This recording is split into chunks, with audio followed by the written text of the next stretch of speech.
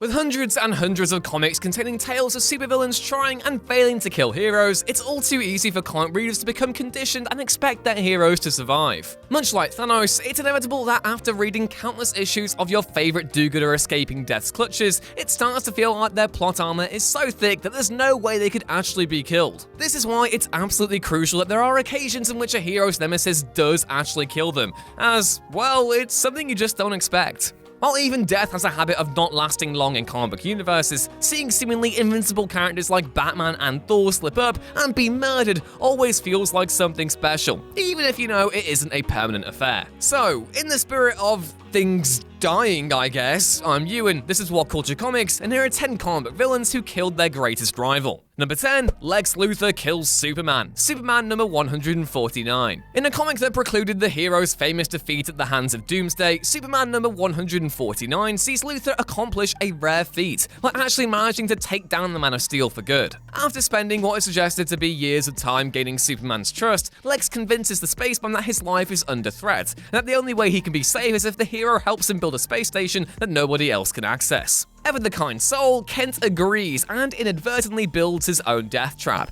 as Luthor would trap the Kryptonian in one of the ship's rooms and expose him to kryptonite until he passed away. Number 9, Sinestro kills the Green Lanterns, Injustice Gods Among Us Year 2. What sucks more than being killed by someone with an old-timey villain mustache? Being killed by him in a comic where this is almost forgettable, as is the cruel fate of Green Lanterns John Stewart and Kyle Rayner. Although Hal Jordan is undeniably Sinestro's arch-nemesis, he is also the leader of the Sinestro Corps, and thus the de facto rival of their enemies, the Green Lanterns. While many fans were understandably frustrated at two of the Green Lanterns' best fighters dying without putting up much of a fight, this actually works well in the context of Injustice. Seeing the pair die tragically makes Hal Jordan teaming up with the villain all the more awful, as he is essentially teaming up with the guy who has just killed two of his closest friends and comrades. Worse yet, amongst the chaos of the series, these deaths fall almost entirely to the wayside, with Rainer's even literally taking place in the background of a panel. Ouch. Number 8, Loki kills Thor. Thor number 3. The 2018 Thor comic was a classic in many, many ways, but by far its best moment has to be seeing Loki finally slay his brother Thor.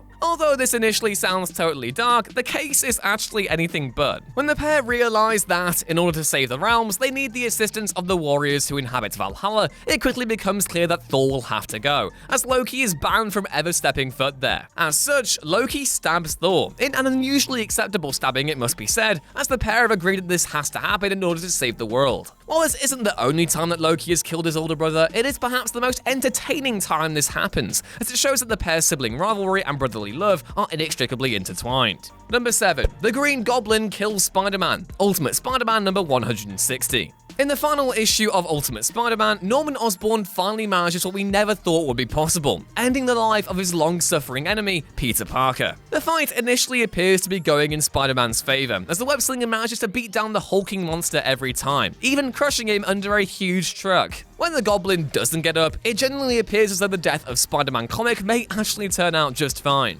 Only, the Green Goblin creates one final explosion which hits Peter directly, sending him careering off onto a nearby lawn. Parker is wounded beyond recovery, and so the remainder of the comic contains his tragic goodbye to Aunt May before dying right in front of her eyes. This is made extra heartbreaking by what he tells his guardian, that he's glad that he was part of the fight that killed him because it meant he could save May, which in his mind makes up for having never saved Uncle Ben all those years ago. Number 6, Dr. Doom kills the Thing. Fantastic Four number 508. Victor Von Doom's feud with the Richards family is one of the most surprisingly PG rivalries in comics history, with the villain repeatedly torturing the family but never actually killing them, although he certainly came close in storylines like Unthinkable, where he takes Franklin Richards with him to hell. This makes Doom actually successfully killing Ben Grimm in Fantastic Four number 508 all the more surprising, as it seems unthinkable that Doom would succeed in a way that left one of the heroic team dead. But after possessing the Thing and threatening to kill Johnny Storm, the remaining Fantastic Four are left with no choice but to put their own family member down in order to prevent anyone else from getting hurt. While the Fantastic Four pulled the trigger, it was Doom that forced them to do so. Otherwise, they would have been forced to watch as he killed countless people in Ben's body, so the blame for this one lies squarely on the good doctor's shoulders. Number 5, Red Skull kills Captain America. Wolverine Volume 3, number 72. As a symbol of the sheer abject awfulness of the Nazi regime, it seemed unlikely for a whole host of reasons that the Red Skull would ever defeat Captain America. But unlikely isn't the same as impossible, and thus the 7th part of the Old Man Logan series saw the villain murder his longtime foe outside the wreckage of what used to be the White House, just for that extra blow to the first Avengers' pride. After defending his country with every last drop of energy and resilience left, we see the hero laying bloody, beaten, and broken, a prime target for his arch enemy to finish off. This leads to a scene where we see the frankly emotionally scarring image of Red Skull wearing Captain America's costume, which is pretty traumatizing to say the least.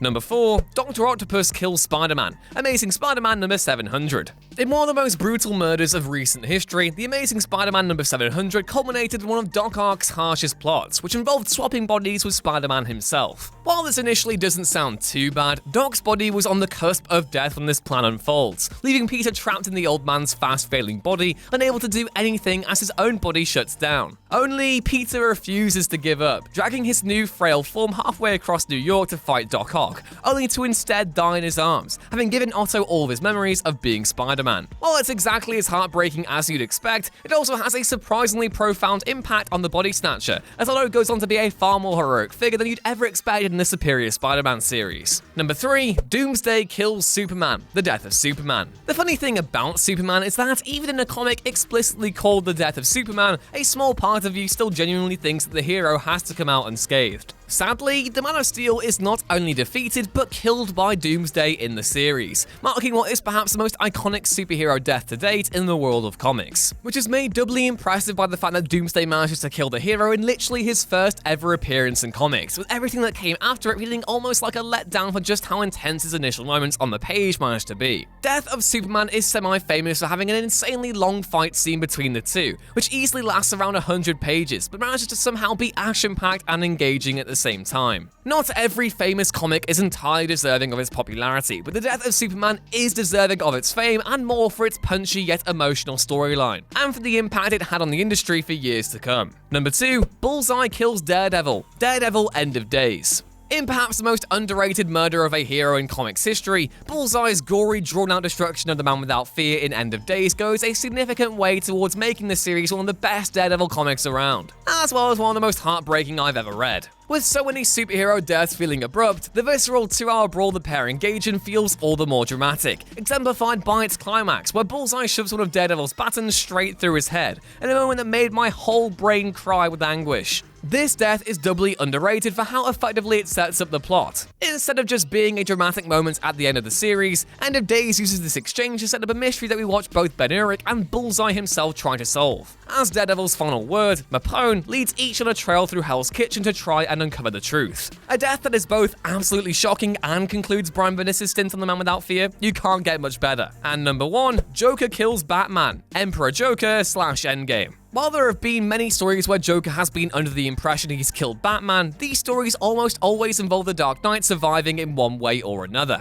This type of twist is actually so consistent that there have only been 2 proper cases of the Joker killing his eternal rival, the end of the frankly bizarre Emperor Joker comic and Batman Endgame. Both contain suitably tragic deaths for Gotham's protector, with Emperor Joker having Batman killed every day for the clown's amusement, and Endgame featuring Batman and the Joker dying side by side after one of their bloodiest fights yet. Hilariously, even these 2 deaths don't last. They're just the 2 that buck the trend of Batman having faked his death, by instead having him die and be brought back to life at a later stage. This makes perfect sense in Emperor Joker, where the whole thing is so surreal that a reincarnation is arguably the least weird part of the whole thing. For Endgame, however, many fans were frustrated when it was revealed that Bruce had been brought back from the dead by Dionysium and was very much alive, with only his memories of being Batman having passed away. Hello YouTube, we're turning things up to 11 with the launch of What Culture Music. It's our brand new channel featuring all those lists you just can't get enough of, including creepy hidden messages in your favourite pop songs, as well as radio-friendly songs that detail literal murder. That's as well as Chatty Faces, where we get personal with you on our sordid musical tastes, in-depth discussion podcasts, and we're even doing quality fun stuff like tournaments and quizzes too. There's going to be something for everybody, so come on over and make some sweet music with us. Or just watch the videos, that works too. Like, share and subscribe at the link below, and we will see you there. Bye.